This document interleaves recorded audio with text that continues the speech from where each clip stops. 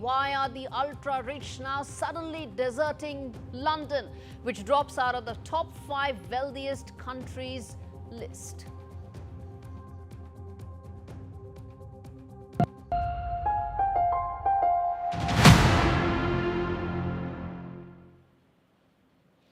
So after years of cat and mouse games across international borders, India has scored a stunning breakthrough in a rather dramatic turn of events. The fugitive diamantaire Mehul Choksi, the key accused in the 13,000 crore rupee Punjab National Bank scam, has been arrested in Belgium. He is a citizen of Antigua, but he was in Europe for some medical treatment, which is why he's been arrested there. Diplomatic and investigative victory indeed.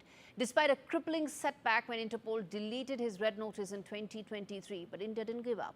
The CBI and the Enforcement Directorate pressed forward open-ended arrest warrants, relentless tracking and dogged diplomacy. Choksi sought refuge in Belgium under the guise of medical treatment. Indian agencies watched and waited. When whispers emerged of a possible escape to Switzerland, India struck, and it struck fast. Arrested on 12th of April, Choksi now sits in a Belgian prison as extradition proceedings gear up, facing charges of orchestrating one of India's biggest banking frauds. Mehul Choksi, along with his nephew Nirav Modi, is accused of siphoning funds using fake guarantees and insider collusion at PNB's Brady House branch. The long arm of Indian justice just got longer, and it's not letting go. And it seems that this is just the beginning of Mehul Choksi's return to face the law. So what's the latest there, and what really are the charges that Mehul Choksi is facing, and what's this scam all about? My colleague Vishal Vivek decodes that for you. There are multiple charges against Mehul Choksi, but it all boils down to this figure, 13,850 crore. That is what the authorities have alleged, and the PNB, the Punjab National Bank, has alleged that is the amount this individual, in association with other perpetrators, he defrauded the organization of this huge amount that equates to about $2 billion in US currency.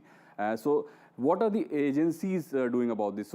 So far there are two agencies, two of the topmost agencies, CBI and ED, who have wanted Choksi for a while now, ever since he escaped India, and they have been pursuing this case for a while, and there's some lead in the case now. But for now, we can say that for years that they tried, they finally have some results to show, but it's still to be seen whether that materializes in the form of extradition or not.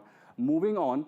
So what are the charges exactly? So they amount to corruption and money laundering, to be precise, and there are some other charges that we earlier spoke about, and that this pertains to Punjab National Bank, which is the second largest bank in India, second largest public sector bank in India. So this was a huge case when it happened. It was reported first by Punjab National Bank itself, which flagged the case, and as soon as this case was flagged, Mehul Choksi fled the country, and Nirav Modi also fled the country. Both are related to one another, so that will also have to be seen by the authorities how they handle the case, in the sense that Nirav Modi is in the custody of UK authorities.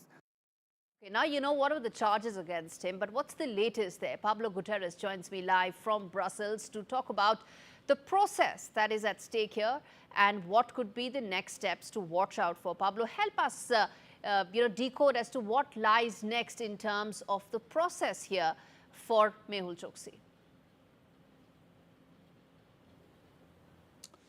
Well, we know right now Mr. Choksi is sitting in an Antwerp jail. This since Saturday when he was detained by Belgian authorities. He had led the Indian government and Indian authorities on a wild cat and mouse game across the world, from the Caribbean all the way to the heart of Europe. And for this notorious diamond trader, he was hiding in plain sight in the diamond capital of the world, Antwerp. We know that Indian authorities had alerted Belgian authorities about his whereabouts, and he had filed, according to reports, a number of documents to obtain his residency here in Belgium that appeared to be fraudulent. He had also not disclosed his Indian nationality and his Antigua nationality. He became an Antigua citizen in 2017. This is before the PNB case, and had traveled there right after that. But on this wild chase across the continent, he hid for a while in the United States, then Antigua, then ended up in Dominican Republic. He tried to enter that country illegally. He was arrested and deported. But let's remember that Mr. Choksi has substantial financial resources. And right now, his attorneys are looking to appeal this extradition case and try to fight for him maybe to remain here in Brussels. The extradition pact between Belgium and India was signed. So right now, one of the defense against this extradition that they are likely to employ is that fact that he suffers from cancer and he was here seeking medical treatment. All right, let's leave it there, Pablo. Thanks much for breaking that down for us in terms of the next steps that lie ahead for Mehul Choksi and the legal proceedings. Viewers, as always, the big questions that we are now putting forth on this story. First up, in terms of what happens next, let's put out those big questions. How did India really outmaneuver the loopholes to catch Mehul Choksi? Remember, these are still early steps, but what really happened and what could be the next steps? Next up, in terms of big questions, what does Choksi's arrest signal for the other fugitives? Remember, he is a co-accused. There is also Nirav Modi. Then there is also Vijay Mallya, and there are several other economic fugitives that are wanted in India that agencies are chasing. What's the message there? Next up, the next question that we are putting forth is, was deletion of Interpol's red notice in 2023 a conspiracy? And next, the other key question for the arrest of Mehul Choksi that we are asking, which is that in terms of, can the move reshape global cooperation in terms of white-collar crime? That's the, as I said, there are economic fugitives that India is hunting, and will this set a precedent as to how can agencies cooperate on that? All right, let's get in Hari Prasad, SV, as well as AP Singh to talk more about this in terms of what lies ahead. And Mr. AP Singh, let me start with you, sir. As I said, some of the questions that I've put forth are very important to really understand the next steps and the larger picture. But first and foremost, I want to ask you, the legal road to Mehul Choksi's extradition is still long, still some time away. How optimistic are you that this could happen very soon for Mehul Choksi? Well, I'm very optimistic of the fact that he has been arrested. That is a big step. And as far as extradition is concerned, we have to go through the process. You have to first prove that whatever offenses he's committed are offenses in Belgium. There has to be sufficient evidence because these are all economic crimes, So we have to give sufficient evidence to the courts that yes, there is enough evidence to extradite him and put him on trial. And thirdly, we have to guarantee human rights. That is the most important thing as far as Europe is concerned, EU is concerned. You have to guarantee human rights. Now, there are too many sort of impediments towards this extradition. His wife is a Belgian citizen. He's living there. He's not an Indian citizen. He's got an Antiguan citizenship. He has residency in Belgium. So all these factors will come into play, and you have to go through the entire trial process. It's not like Absolutely. There's a process tomorrow there. he's going to be given to us. Absolutely, I agree there. And the legal process. Yeah, go ahead, sir. Finish your point. Just give me my point. But I must credit the investigating agencies and also the legal teams, because if you notice, Mallya has been extradited by every court. It's only the Home Secretary who is stopping his extradition. Every court in England has said, yes, he should be extradited, but the Home Secretary is not giving the order. Nirav Modi has been in prison for 6 years, so I don't think it's a very pleasant situation for him. I mean, Absolutely. so the system has worked.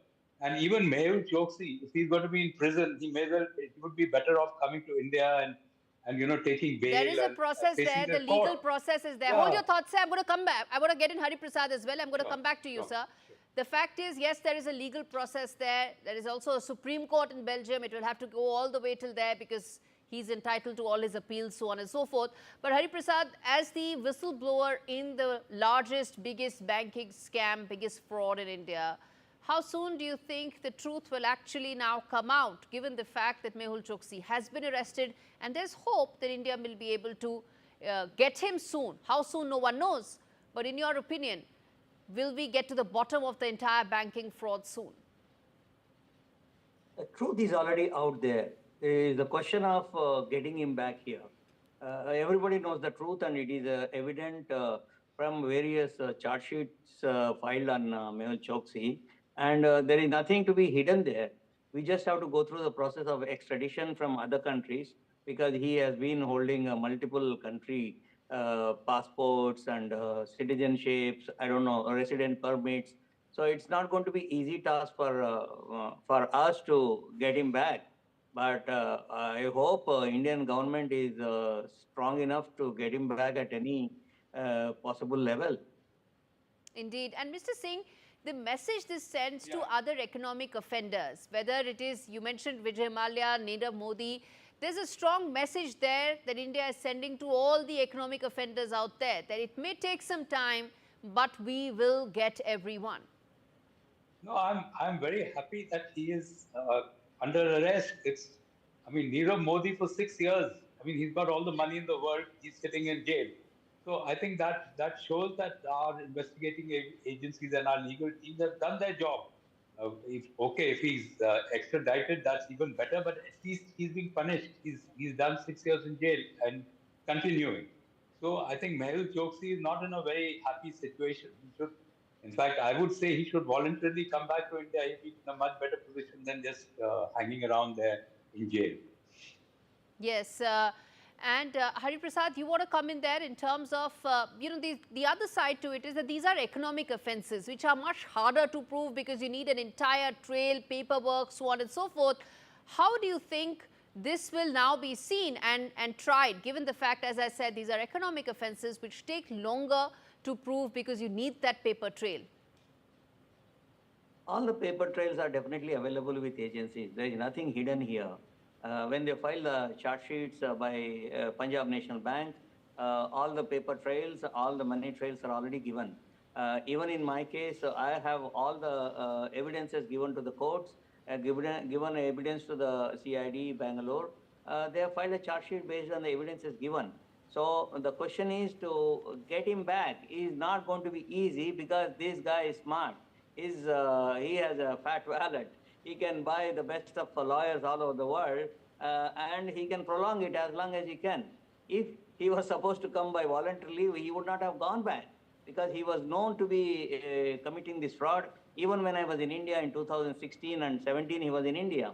But he did maximum damage to the country by taking away almost 25 to 30,000 crores to the best of my understanding. And he left. Why will he come back voluntarily? He will not come back voluntarily. He will use all means available in his hand to stay abroad and live abroad. Why will he come back? Indeed, I and don't delay know this who. as much as possible. Absolutely. Yes, he will delay and he may escape also because last time when he was in Antigua, everything was done. All the paperwork was correct. Everything was done. The entire team went to Antigua.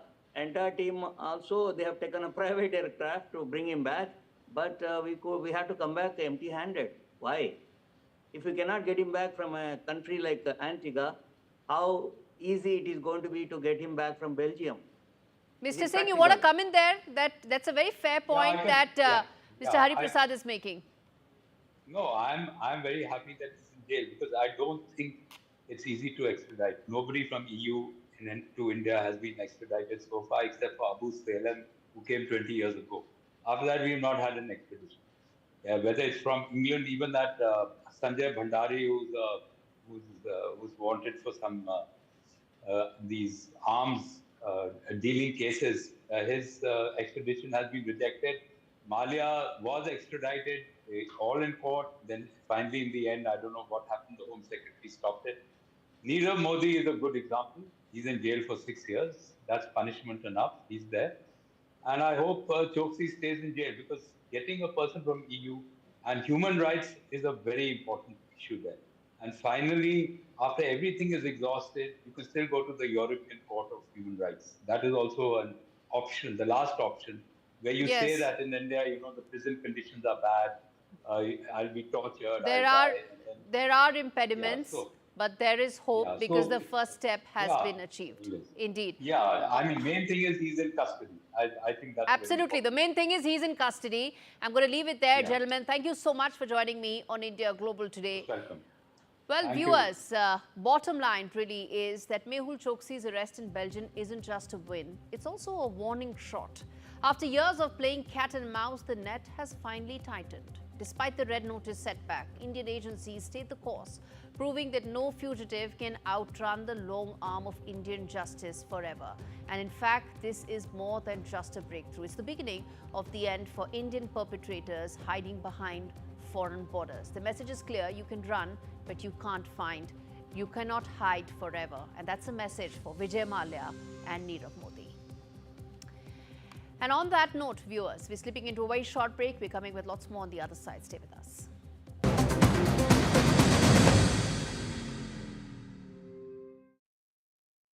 If your garage looks like this, you need Tougher Man. A leading supplier of shelving for your home or business. Assembly is quick, easy and boltless. Buy one bay from just $59.99, or you can get 3 bays from only $119.99, saving you nearly £60. Plus you get a 5-year Storelex steel guarantee. Order now at tougherman.co.uk. Whether you're setting up a new nest, starting your own flock, or they just keep on growing, get more time to pay with VeryPay. You can buy now and pay up to 12 months later, and pay no interest, with nothing to pay at checkout. And you can easily keep track of payments in the Very app. More time to pay with VeryPay.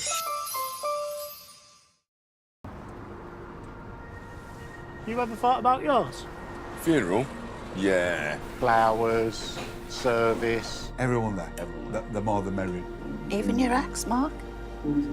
It sounds a bit mad, but I think I want to be buried with these. Scatter you where? I think here. It's your day. You have what you want. What about you with your axe, Sue? Which one? Start your plans. Talk to Co-op Funeral Care. No child should suffer the torture of trachoma. But so many are in pain right now. Nananga's lashes have turned inwards. They rip and tear away at his eyes. Pamelo's sight could be gone forever. He's just 3 years old. Kofanga screams for his mother. His eyes are so infected that he can't even see her. For so many children in the world's poorest countries, trachoma is torture. It's a painful infection often spread by flies, and it's destroying children's eyesight. But it could be stopped if you help today. By calling 0800 038 4926 and giving £1 a week to Sightsavers, you can help make sure children get the treatment they desperately need. You'll help us bring them the medicines and the care that can treat infections. And that means you'll be helping to save children from the torture of trachoma and a life of blindness. Please help us reach them. Call 0800 038 4926. Text C13 to 82727 or go online and give just £1 a week now. Because we need you to help save the sight of children like Nananga. We need you to help save them from the torture of trachoma.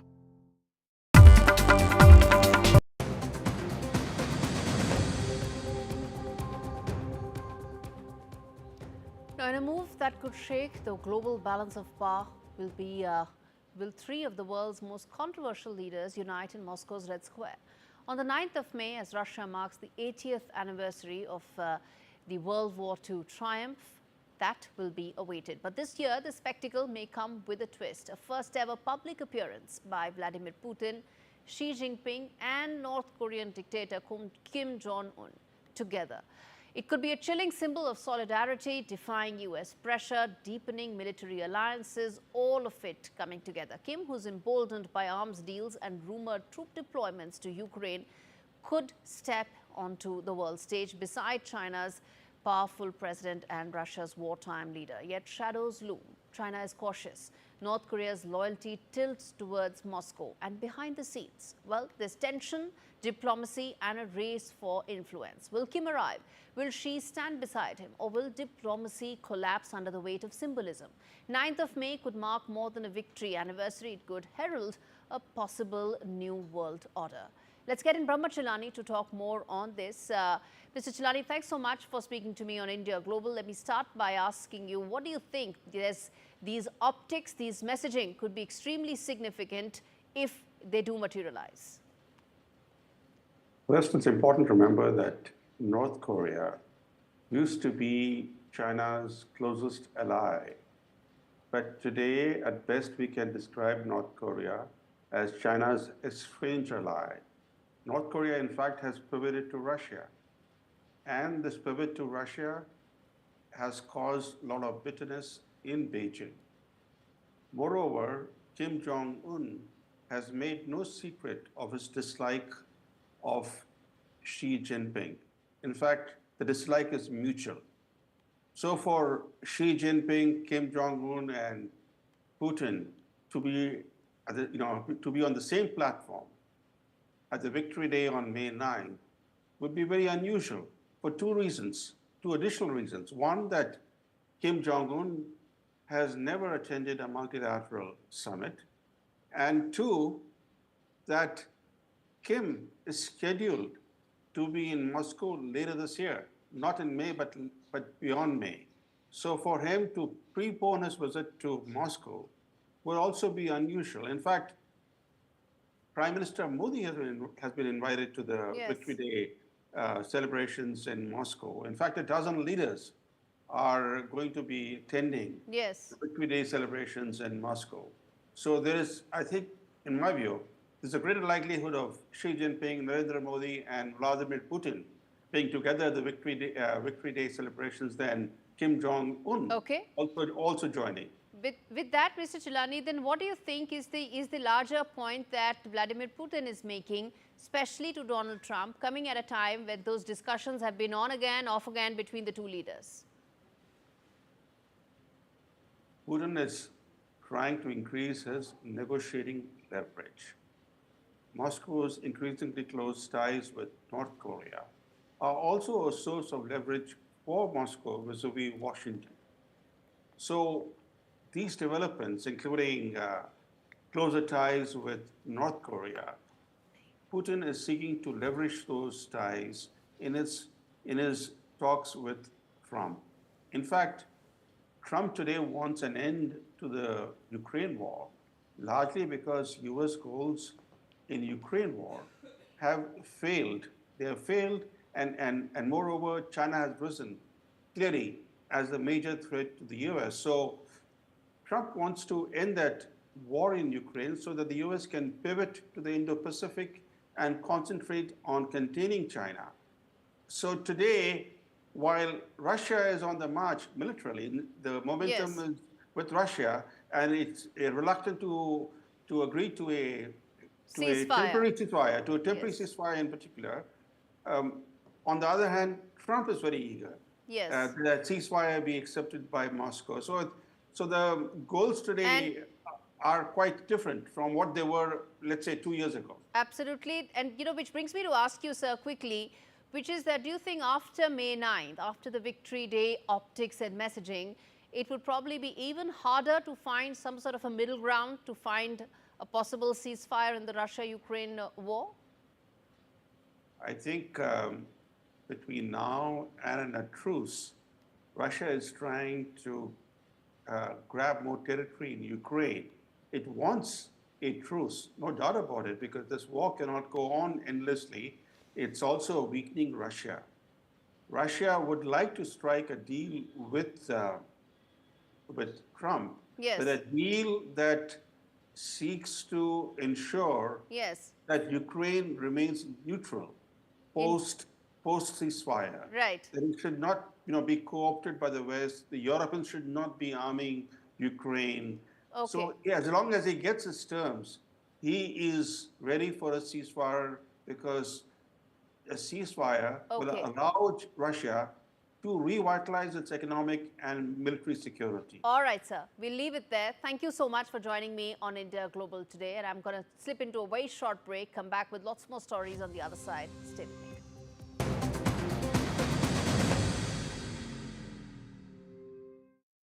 Nothing beats a celebration. And at Tesco Mobile, we're ringing in 30 years of Club Card with deals like the awesome new Samsung Galaxy A56 with 12 gigs of data for just £27.99 a month with Club Card prices, saving you £144. Better yet, that price is frozen for the duration of your contract. And you can even bag a £30 Tesco gift card too. It pays to be connected. Search Tesco Mobile. Every little helps. We all know animals have feelings. They depend on kindness, just like you and me. So imagine how they feel when they're beaten, starved, and unloved. Every minute, the RSPCA is called on to save animals in physical agony and mental torment. It's unbearable to see the pain in their eyes. We refuse to give up on them, but to rescue them from a life of fear, we urgently need animal lovers like you to donate today. Please call 0800 121 4260 or text KIND to 84903 to give £2 a month to the RSPCA. Your gift will help fund more life-saving rescues, more emergency treatment, and more gentle rehabilitation. Every month, you'll be helping to keep animals free from pain and sadness, so they can find the comfort and joy they deserve. Right now, across the country, thousands are suffering deliberate harm. But together, we can show animals what kindness feels like. Together, we can rescue them. So please, call 0800 121 4260, text KIND to 84903, or visit our website to start your monthly donation today. Thank you. In today's interconnected world, India's voice is more crucial than ever. When India speaks, the world listens. At NDTV World, we are that voice, bringing you intelligent and insightful news from India and beyond. From geopolitics and diplomacy to economic shifts, migrations, tech disruptions, and the stories of our diaspora. We cover the news that shapes our global future. NDTV World, your new home for global news, is here.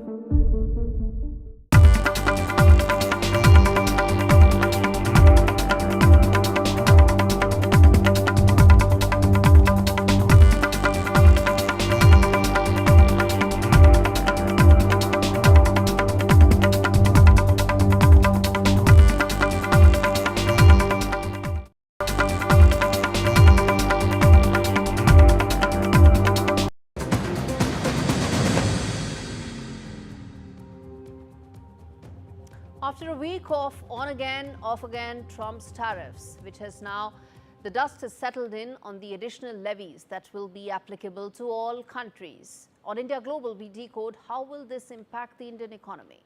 With exemptions for smartphones and electronics in play, the key question I ask is, will this now provide the much needed impetus and boost to India's manufacturing aspirations? For long, India has been wanting that 25% of its GDP should come from manufacturing, which has been stuck at about 15-16 odd percent. Will Donald Trump's tariffs provide us that impetus? I'm going to ask those big questions as always on India Global. First up, will India be the big gainer of the tariffs that have been imposed on China? Remember, there's been a relaxation on everybody. The 90-day pause is applicable for all countries, barring China. Next up, the next key question: what reforms are really needed for India to make the most of this opportunity where there are huge tariffs on China and not so much on India? Next up, the next key question, which is that which sectors will actually stand to gain the most when it comes to India? Will it be electronics, will it be textiles, or will it be any other where the push could be very significant? Next up, what are the thorny issues that remain as far as US-India trade are concerned? The expectation is that these tariffs would lead the way towards a bilateral trade treaty. But to sign a bilateral trade treaty, you need to tide over the thorny issues. What are those? I'm going to put that question to Andrew Latham, who's joining me live to talk more on this. Andrew, you know, we've almost now digested those tariffs because there's now also a 90-day pause on all countries barring China, which is why I'm asking that how much do you think this would have a positive impact on India because of now the substantial cost differential between Chinese goods and Indian goods? Well, there are a couple of ways of thinking about Trump's tariffs and a couple of different ways that he's framed them. One of them is as a negotiating lever so that he can bring countries to the table and negotiate freer trade, which would, of course, be good for countries like India that have a lot to export in terms of services and goods and manufactured goods. Securing access to the American market would be very, very good for India.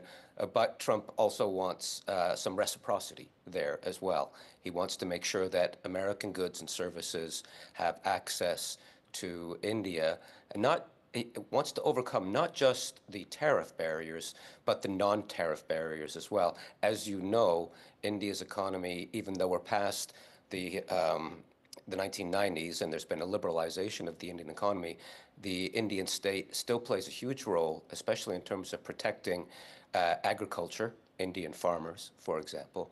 And so there's a lot to be negotiated there. But if I'm being charitable to the Trump administration, it is threatening to use tariffs to bring other countries to the table in order to reduce everybody's tariffs. It's only one way of thinking about it. Right. Everybody's tariffs will get probably renegotiated. Some of them are already happening. Last count is 130 countries are now talking to the Trump administration. Be that as it may, on India Global, I'm first talking about India, which is that how do we stand to benefit? Because, you know, for long we've talked about headwinds, but at this stage, what I'm reading are possible tailwinds that will help us maybe in textiles, maybe in electronics. Let's pull up that graphic for electronics and smartphones as to just how much the tailwinds have right now and exist right now, specifically for the smartphone and electronic segment.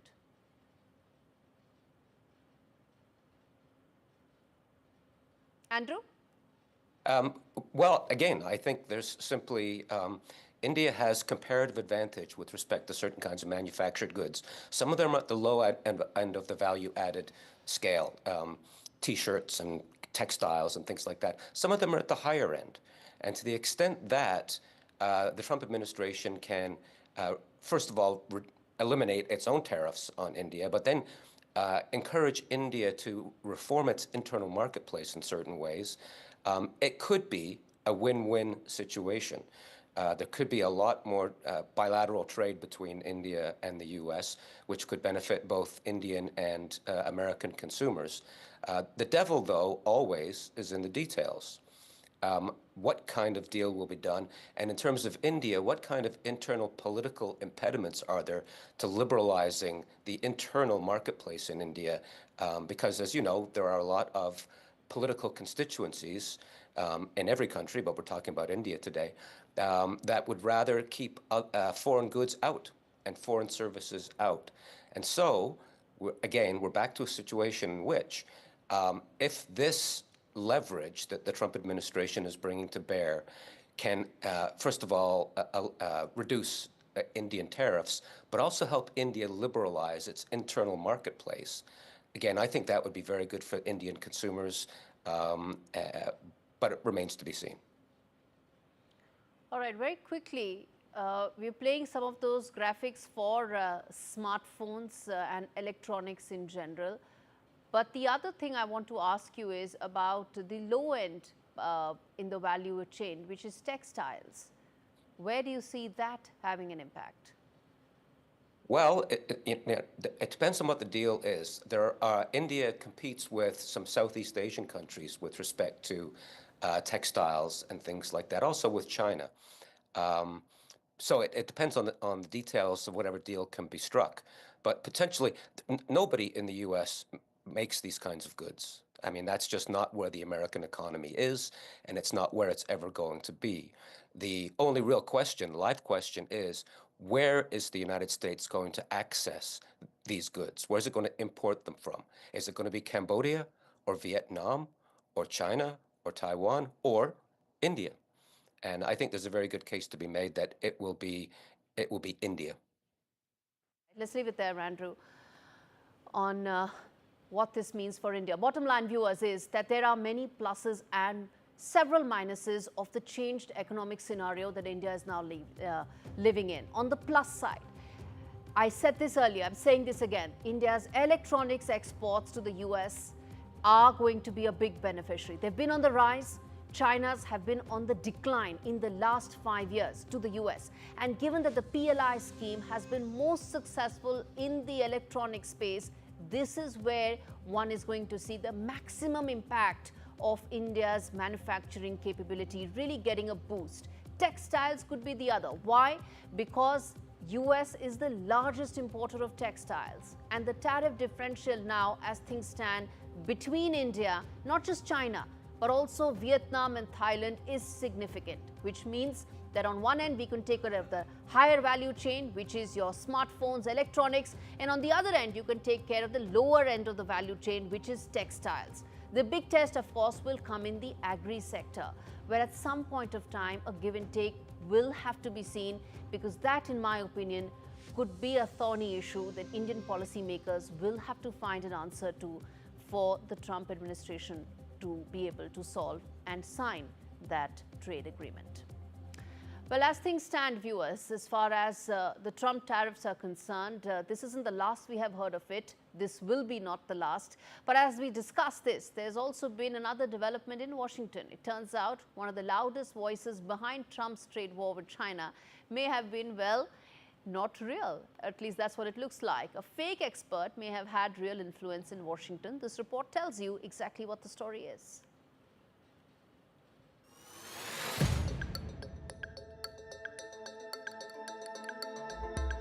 When it comes to trade, Peter Navarro has been one of Trump's top officials, throwing down the gauntlet on China and pushing tariffs that shook the global market. But behind Navarro was a ghost with no pulse. Meet Ron Vara, a so-called expert who reportedly never existed. That's because Ron Vara is allegedly Peter Navarro himself. An anagram of his own name, Navarro used Vara in books, memos, even government policy discussions, quoting him like gospel. It so appears this was all a game of smoke and mirrors. MSNBC's Rachel Maddow blew the whistle, revealing the phony figure as Navarro's alter ego. And Navarro? Well, he called it a whimsical device.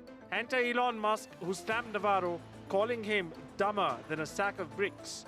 Even Musk's brother jumped into the ring, demanding Navarro to be fired. His jab? If he lied about Ron Vara, what else is he hiding? In politics, it's said, you shouldn't take everything at face value. But when the face is fake and the facts are fiction, who's really pulling the strings? Arjun Samar Mahendran for NDTV World. All right, let's now get an interesting voice on the show to talk more about, well, an area that we do not talk much about, which is the women businesses in and women businesswomen in the UAE. Hoda Galal Yasa, who is the head of the UAE Business Forum, joins me to talk more about what are the challenges that lie ahead for women, especially in the 21st century, where it is said that opportunities are enough, but are women making the most of it? Yes, it's belonging to women, because we saw these days and we see every day that women became much more empowered and supported by the community. The way of thinking about women became totally different. The women now, they are big investors, they are industrial women, they are working in many fields which was before just for men. But nowadays it changed completely, and women take their position which they needed, and they deserve it. Now we see big investors by example, in big factories in petrochemicals, in culture, in agriculture, agriculture, tourism, big project with billions. And this became women now develop their skills, develop themselves in many fields. It wasn't like before. Before, women was just working in small and very small enterprise. Then they develop their skills and they start to really develop also their income and their family business especially.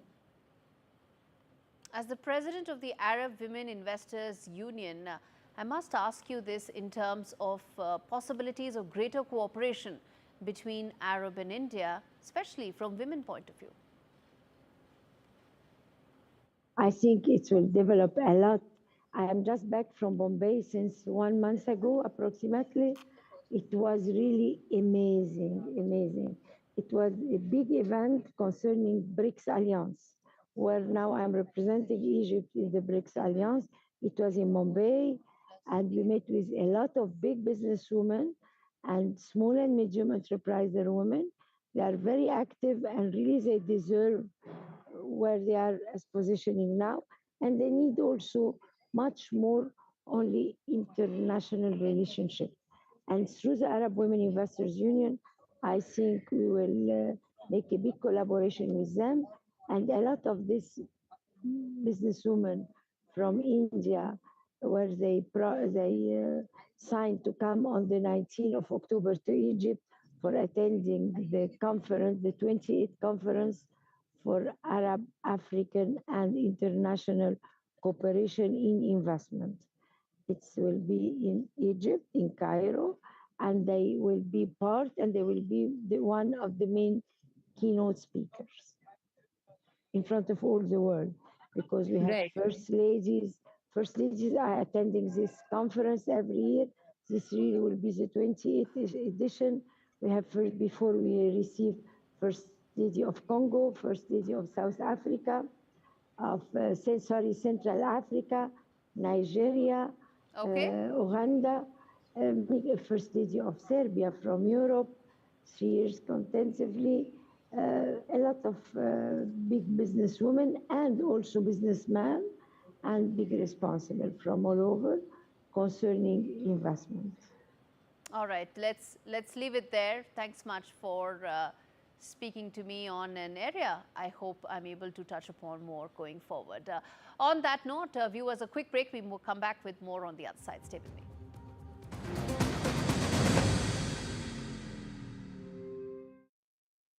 Protect what matters to you with Simply Safe Home Security.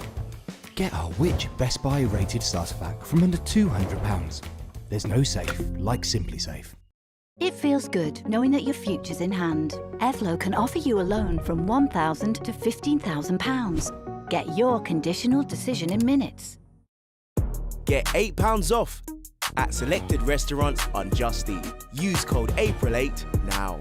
Did somebody say Just Eat? With retirement round the corner, I want to spend more time with my family and less time worrying about the numbers. Which reminds me.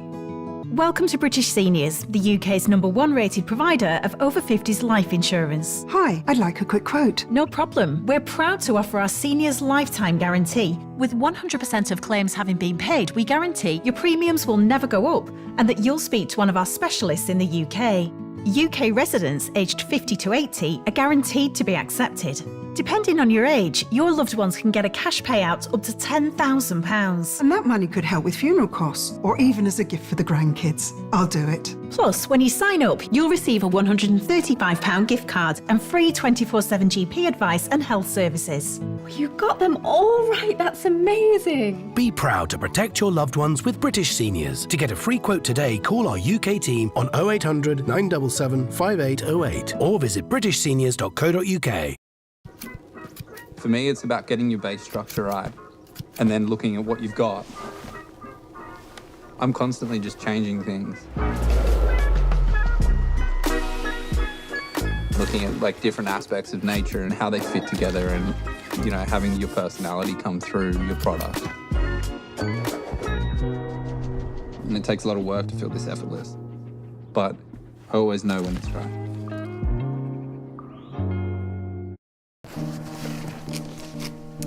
I'll fix him, love. Poor pet. Just shows you never know what's going to happen. Which reminds me, I need to protect the life we've built. That's why I'm looking into Smart Family Life Insurance. Hi, I'd like a quick quote, please.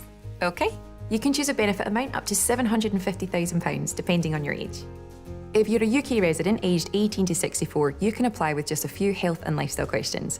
For £250,000 of cover, the price starts at just £14.77 a month. That's less than I thought. And it could help my husband with the mortgage. Just like families, not all life insurance is the same. That's why we offer the Smart Family Guarantee. That's good to know. You'll also receive a 100% advance in the event of terminal illness and 10% cash back on your first year's premiums. That's the Smart Cashback. Plus, you'll also get your choice of a £125 gift card. Protect the life you've built the smart way. To get a free quote today, call our specialist UK team on 0800 977 5753 or visit smartinsurance.co.uk.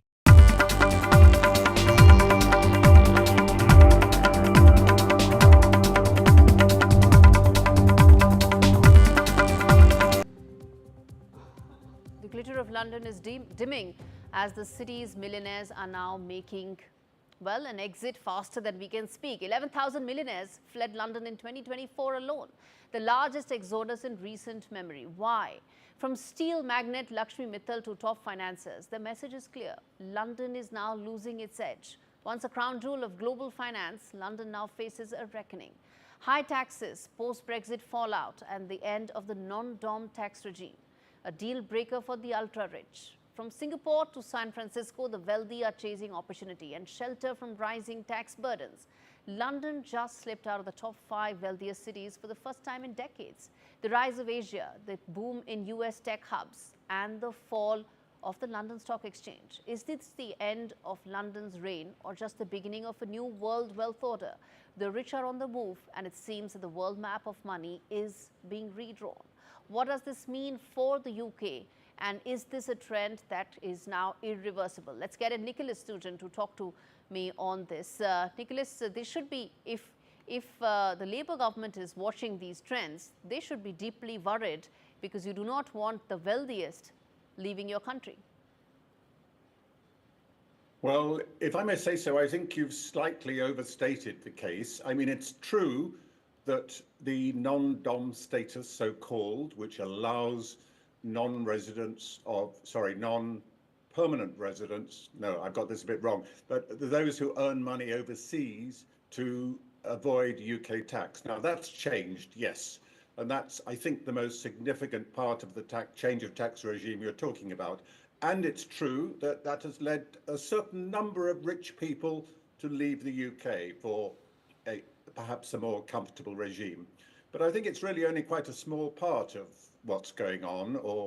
And as I say, I don't think, as you put it, London has ended its status in that way. Maybe it's no longer the tax haven it was for some.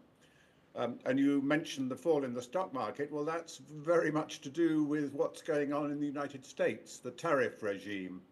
And indeed, our stock market hasn't fallen as sharply as that in the United States. So I see it as a sort of gradual change. I take your point about London Stock Exchange, that markets are something that could be also immediate because they are reacting to Trump tariffs.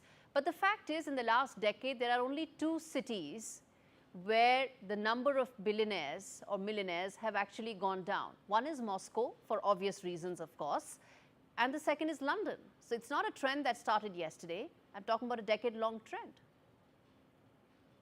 Well, I would find it harder to explain that because I don't know. Maybe you're right. Maybe that they find it more attractive to live in the Middle East, for example, in Dubai, but London has a lot of attractions. I don't live in London myself. I live in the west of England. So, and I'm not a millionaire, so I can't really judge what has led people to flee. But yes, the tax regime has tightened. And I think actually I would say that it's come more into line because you see, if I earn money in India, I don't get paid in the UK unless it's been cleared through the two tax authorities. And the same if I earn money in the United States. I have to submit tax papers to show that my tax regime is a UK one. So I think really what's happening with this non-dom status removal is really just bringing things into line, making sure that even the rich are subject to the same tax jurisdiction as those who are less well off. But you talk of a flight of millionaires, and I think you're thinking mainly of foreigners, non-Brits who have decided to live elsewhere. I think that's still quite a small proportion of the total. But I don't know, maybe you're right.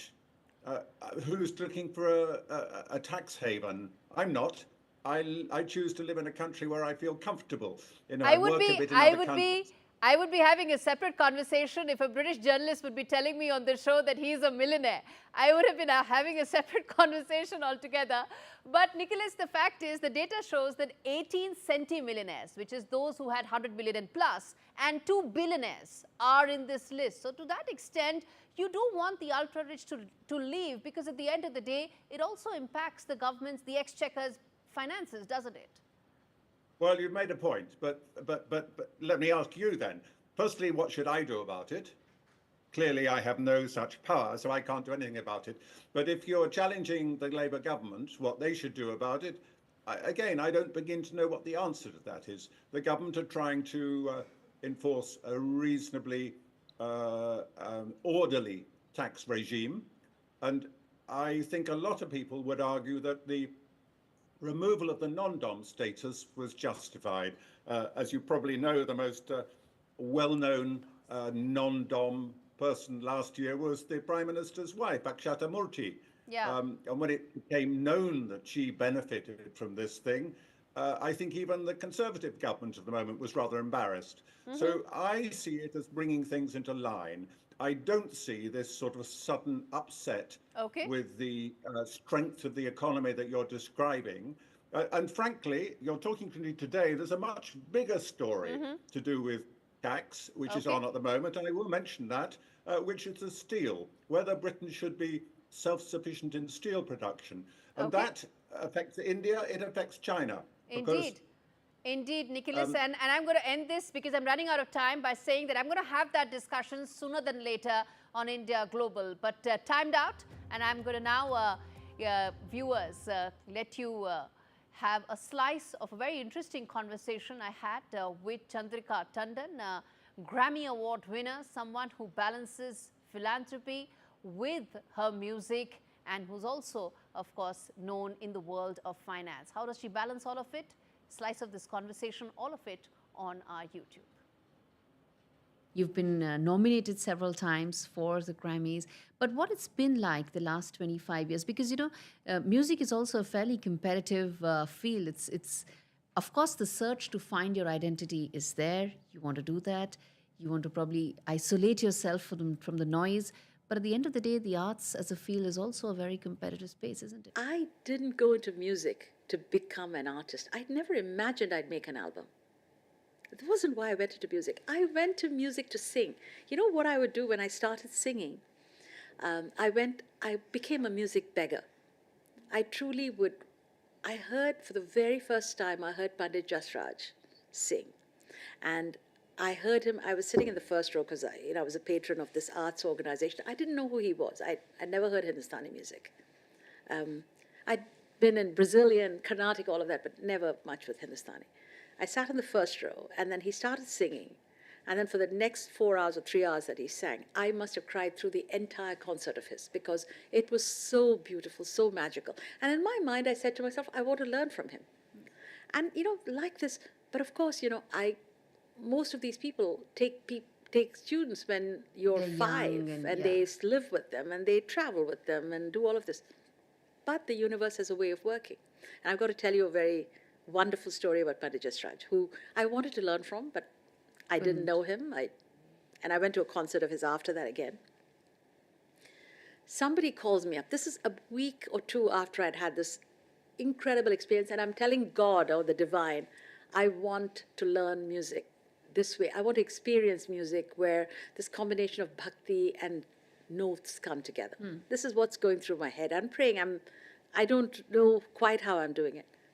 A friend of mine randomly calls me up and he says, 2 weeks later, and he says, and this is so bizarre, the coincidence, that I can't call it a coincidence, I call it universal synchronicity.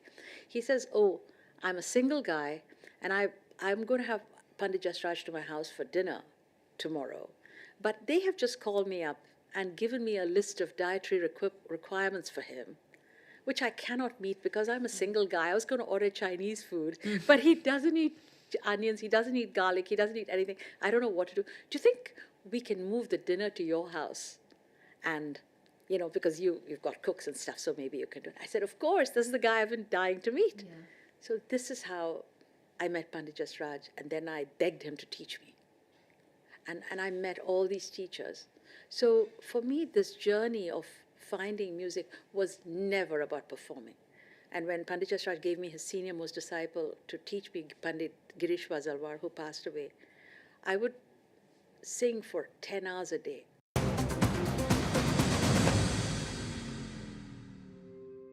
You've been nominated several times for the Grammys, but what it's been like the last 25 years? Because, music is also a fairly competitive field. It's, of course, the search to find your identity is there. You want to do that. Save up to £468 on your car insurance. He's just used Confused. JustUsedConfused.com. We know that living with diabetes can make daily life a challenge, and we're here to help. I felt very low with the diagnosis and very lonely as well, and embarrassed. I think people don't necessarily realise the impact that being diabetic can have on you, and the amount of extra decisions you have to make a day through carb counting every single thing you eat. If you're struggling with the everyday challenges diabetes can bring, become a Diabetes UK member today. Receive this informative welcome pack and Balance magazine. Balance magazine has been very good in giving me tips to manage my diabetes on a day-to-day basis. One of the things I was recommended to do was exercise. What motivated me was my love of dance, and I got that back. Join a community that really understands. Call 0800 035 7605 or go online to become a member for just £3 a month. These 3 words mean you're getting busy. Whoa, there it is, hit me.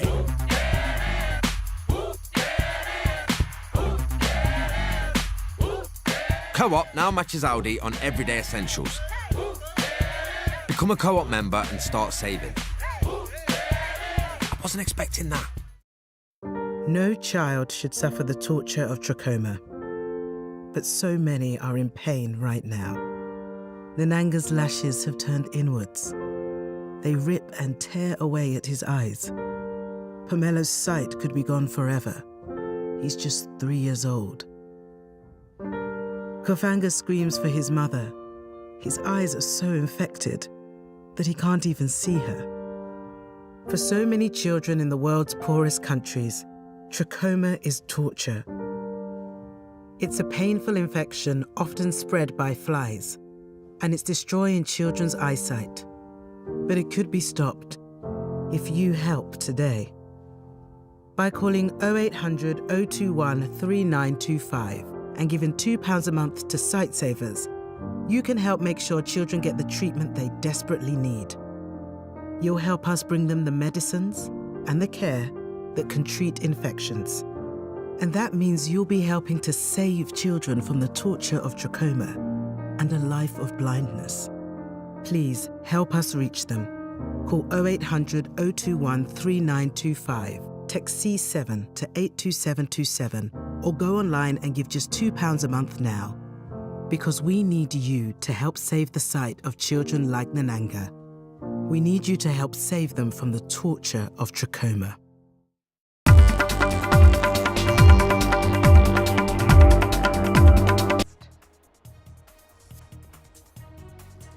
On Murshidabad violence, TMC's shocking claim. TMC has alleged collusion between the BJP and the BSF now. BJP has said that this is nothing but distraction strategy by the TMC. Prime Minister Modi's tribute to Jallianwala Bagh lawyer Sankaran Nair. Congress neglected a nationalist who chose truth over power. This is the Prime Minister's tribute to Sankaran Nair today. It's a political face-off now over the Constitution. On Ambedkar Jayanti, Prime Minister Modi's Constitution attack on the Congress party. The Prime Minister says opposition party made the Constitution a tool for gaining power.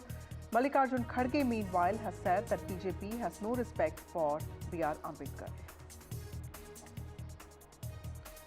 50 bombs remark Rao. Aam Aadmi Party Congress face-off. Cops have summoned Punjab leader of opposition Pratap Singh Bajwa. Congress has said that this is AAP's shameless misuse of power, while Bhagwant Mann has said that Congress is the one spreading fear in the state of Punjab.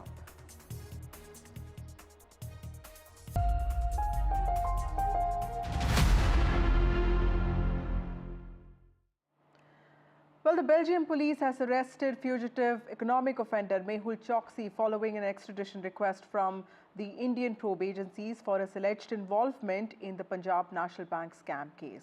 Now, his arrest has also put the spotlight on the question, will Mehul Choksi now be finally extradited to India? Extraditing the fugitive diamond merchant may also prove to be a tough task, but Indian agencies have said that they are at it. Experts, however, said that the extradition would not be an easy task, as the accused businessman, the economic offender, has a fleet of lawyers who allowed him to evade the law previously as well. Now, India has called Mehul Choksi's arrest in Belgium a big achievement. We have also accessed the first confirmation of Mehul Choksi's arrest from Belgium. Belgium Justice Department has confirmed to NDTV that Mehul Choksi was arrested on the 12th of April. Sources also told NDTV that India is exploring all legal options to bring Choksi back. My colleague Nikunj Garg has more details on this.